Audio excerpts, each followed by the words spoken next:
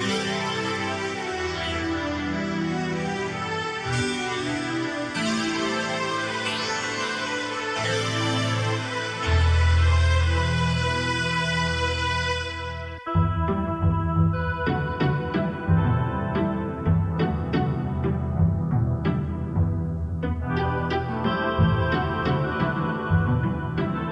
sommes aujourd'hui à la Haute-Ville de Vaison-la-Romaine, devant la façade de la restauration de la cathédrale de la Haute-Ville.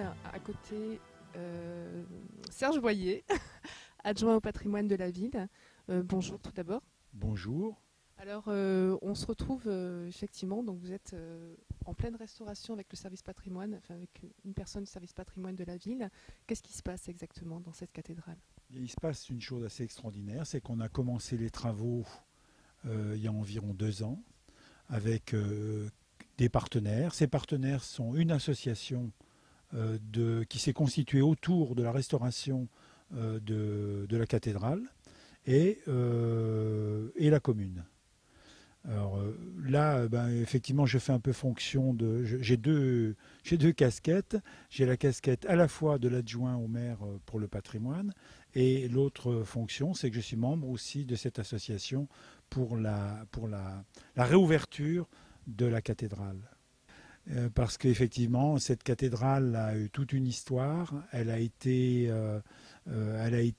parfois pleine de lumière à une certaine époque, puis ensuite oubliée. Et donc la question présente, c'est de lui redonner de la lumière, c'est-à-dire lui redonner son ouverture. Elle était fermée depuis 20 ans, plus de 20 ans, parce qu'il y avait de l'insécurité. Il y avait de l'insécurité qui était faite par la voûte sur laquelle il y avait des arrêtiers en plâtre qui tombaient, ainsi qu'une sorte de balcon, je ne sais pas vraiment le nom, sur lequel, qui était fendu et qu'on a restauré, donc on a mis en sécurité. Puis ensuite, tous les samedis, pendant 2 ans, on est venu y travailler bénévolement et avec plein de citoyens vaisonnais, de tout âge, de toutes conditions. Je dis conditions parce qu'en fin de compte, ça impliquait aussi bien l'association importante qui est laïque, elle y tient à dire qu'elle est laïque, ainsi que des gens plus près de la paroisse, je dirais. Et c'est très important de pouvoir vivre ensemble, je crois, et de faire ça ensemble. Le patrimoine appartient en fin de compte aux Vaisonnais, à tous les Vaisonnais, quelle que soit leur idéologie ou leur croyance. Donc effectivement, là, ça prouve que les Vaisonnais sont vraiment attachés à leur patrimoine important à Vaison-la-Romaine. Sans lister tout le patrimoine de Vaison-la-Romaine, on sait qu'il y a 2 époques, la romanité et puis plutôt le christianisme. Alors là, on est sur quelle époque et quel style ? Alors on a une construction qui est très très ancienne, pas celle-ci, mais les bases. On peut penser que les bases remontent à une époque très ancienne, qui veut dire peut-être une ancienne chapelle qui aurait été du XIIe siècle. Les restes de construction, là, on peut les percevoir dès le XVe siècle, XIVe, XVe siècle, puis des modifications tout au temps de l'histoire. Et la dernière est le XVIIIe siècle, de la façade dont on est fondamentalement en face, là, la façade est du XVIIIe. Elle a vécu, la façade, et cette église a vécu aussi la Révolution française. On en a d'ailleurs des traces dans la réunion du conseil municipal qui s'est fait à ce moment-là et qui n'osait pas, en fin de compte, écrire l'histoire tout de suite, tant elle était dure. Il faut savoir que ça a été très dur. À Vaison-la-Romaine, ces moments ont été très durs. Donc on y voit aussi curieusement le nom tout en haut, on y voit le nom en latin de cette église, que je ne prononcerai pas en latin. Et puis on y voit aussi une chose qui nous paraît sans certitude plus contemporaine, peut-être du début du siècle, qui est liberté, égalité, fraternité, mais dont les lettres nous paraissent très, très récentes. On n'a rien comme écrit qui confirme l'époque où ça a pu être fait, si ce n'est la qualité du graphisme des lettres. Est-ce que ça a été fait au moment de la séparation de l'Église de l'État? Est-ce que c'est antérieur? Point d'interrogation. C'est une Église est pleine de mystères. Et je pense que celle-ci est particulièrement très chargée, qu'on soit encore croyant ou incroyant. C'est une Église qui est très chargée par son passé et par ses restes. On y trouve des enduits et des fresques peintes qui sont de toutes les époques, particulièrement une qui doit être du XVe siècle, qui doit être, parce que on ne peut pas confirmer, on n'a pas fait encore une étude bien précise, et qui est le couronnement de la Vierge, que l'on espère faire restaurer assez rapidement. J'appelle là, si un mécène veut bien restaurer cette fresque, il sera le bienvenu. Merci Serge Boyer. Je vous remercie aussi. Merci beaucoup. Meyrens, bonjour. Oui, bonjour. Merci d'être à mes côtés pour nous raconter en quelque sorte une belle histoire, hein, je pense. Une belle histoire sur la restauration du patrimoine une partie de la restauration du patrimoine de Vaison-la-Romaine, la cathédrale de la Haute-Ville. Je vais vous laisser nous raconter cette belle histoire. Comment vous êtes arrivé il y a quelques années donc à regrouper une certaine chaîne humanitaire, j'ai envie de dire, pour être aujourd'hui au cœur d'une restauration presque terminée de la cathédrale de la Haute-Ville. Bon, c'est effectivement une très belle histoire. Ça a commencé depuis quelques années. Il y a des habitants, c'est des habitants donc d'origine de cet endroit ici, qui se sont jamais habitués à ce que l'église soit fermée. Alors, ils ont ils ont dit comment on peut faire pour ouvrir.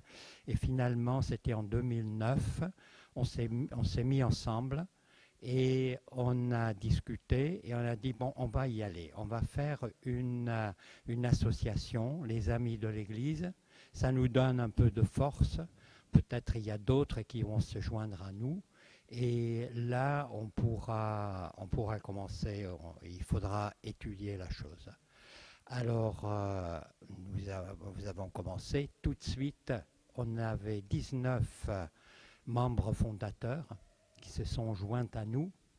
Et très peu, quelques mois après, nous étions déjà 50, une centaine. Après un an, on était plus de 200. Donc c'est des gens de Vaison, mais aussi d'ailleurs. Il y a des gens d'Acqueurjoie, parce qu'à Acqueurjoie, ils ont souvent chanté ici. Et donc ils savent qu'ici, il y a une très belle acoustique. Et donc on a à peu près 40 membres d'Acqueurjoie, donc de toute la France, qui participent. Et après, on s'est dit, mais comment faire ça? Et il y a une étude qui a été faite il y a une vingtaine d'années. Et cette étude était faite par le patrimoine. Et elle disait, il faut tout faire, ou disons, il faut tout faire à la fois, et ça coûte 2 millions d'euros. On n'a jamais pu, on s'est dit, c'est pas possible, on ne trouvera pas 2 millions d'euros. La seule façon de faire, c'est de le faire par étapes. On a parlé aussi avec le maire, Pierre Meffre. Il était d'accord avec nous qu'il fallait le faire par étapes. Alors on a pris un architecte. Parce qu'entre-temps, la loi a changé. On peut prendre un architecte privé qui a le titre d'architecte du patrimoine. Et on a choisi notre architecte qui a fait un peu l'étude. Il a fait une étude préliminaire.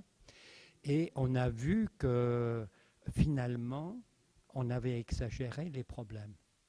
La toiture n'était pas vraiment à refaire, mais il y avait beaucoup de réparations à faire.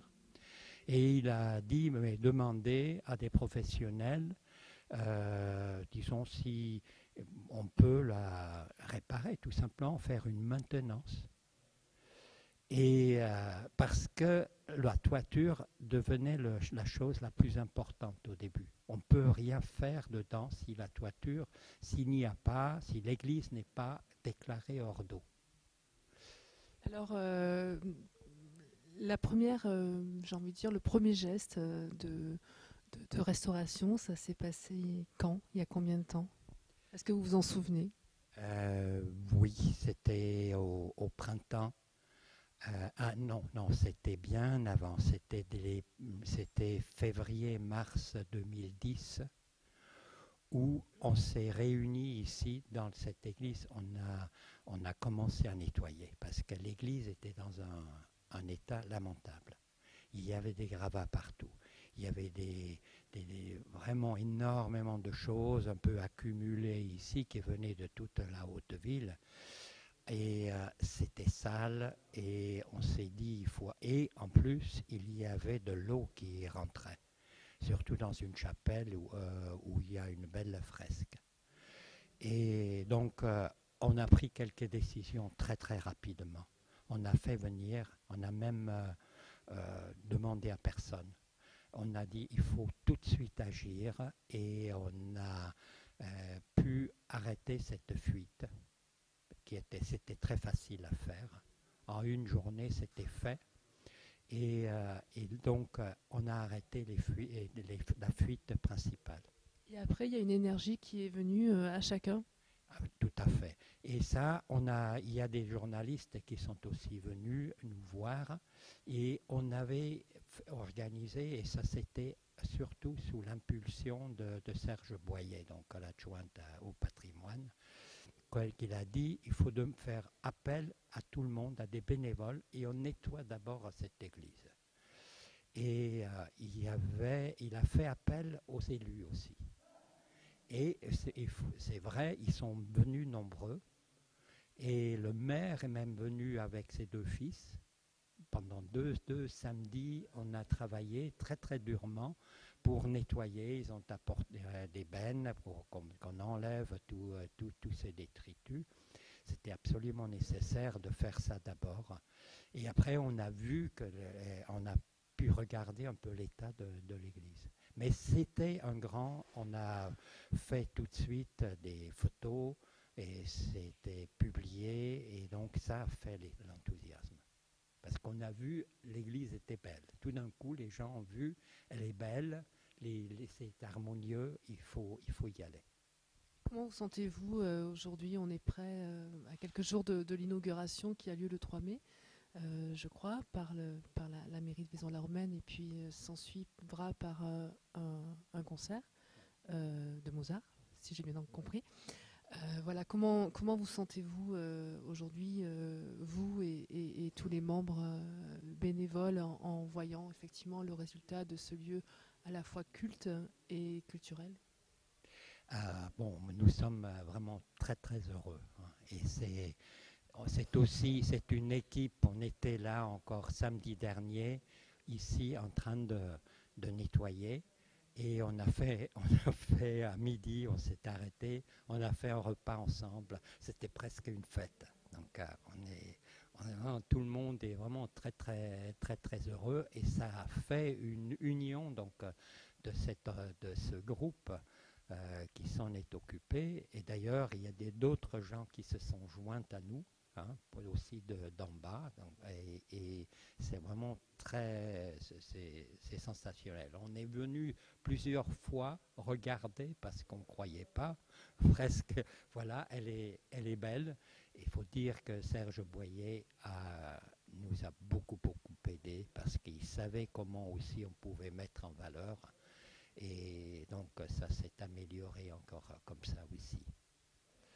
Maintenant, il y a encore beaucoup à faire. Hein. On pense continuer la restauration, mais un peu autrement. Disons, avec l'architecte, on a fait une estimation de ce qui reste à faire. Il a fait une estimation par chapelle et on va demander l'école du patrimoine d'Avignon de venir regarder tout ce qui est décor peint, tout ce qui est fresque, parce qu'on aimerait ne pas les perdre. on aimerait les identifier, qu'ils les évaluent et qu'ils nous donnent des conseils qu'est-ce qu'on peut faire de ces décors, de ces fresques. Je pense que ça sera la première chose qu'on va faire pour ne rien perdre. Donc il y a encore beaucoup de choses à faire dans cette cathédrale. Oui, il y a encore énormément à faire et on va faire appel. On a déjà préparé un document de mécénat et on va contacter des entreprises, des fondations. Je pense que ça sera comme ça. Les gens peuvent choisir ce qu'ils aimeraient voir restauré et peuvent donner des fonds. Je pense qu'on est très confiant que ça va continuer. En tout cas, le message est passé. Merci à vous.